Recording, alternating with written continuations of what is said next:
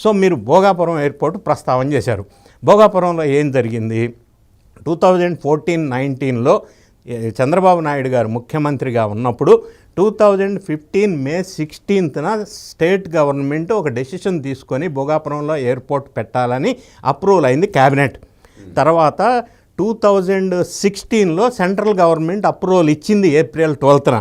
తర్వాత 2019లో ఫిబ్రవరి 14th నాడు ఈ భోగాపురం ఎయిర్పోర్ట్కి చంద్రబాబు నాయుడు గారు శంకుస్థాపన చేశారు. అయితే మొదట్లో చంద్రబాబు నాయుడు గారు తలపెట్టిన భోగాపురం ఎయిర్పోర్ట్లో 15,000 ఎకరాలు కావాలి అని ఆయన ప్రతిపాదించారు. జగన్ రెడ్డి గారు 15,000 ఎకరాలు ఇవ్వడానికి వీల్లేదని రైతుల్ని రెచ్చగొట్టి, అంటే ప్రతిపాదన మొదట 15,000 ఎకరాలు చేశారండి. ఇనిషియల్లీ 15,000 ఎకరాలని ప్రతిపాదించారు వీళ్ళు.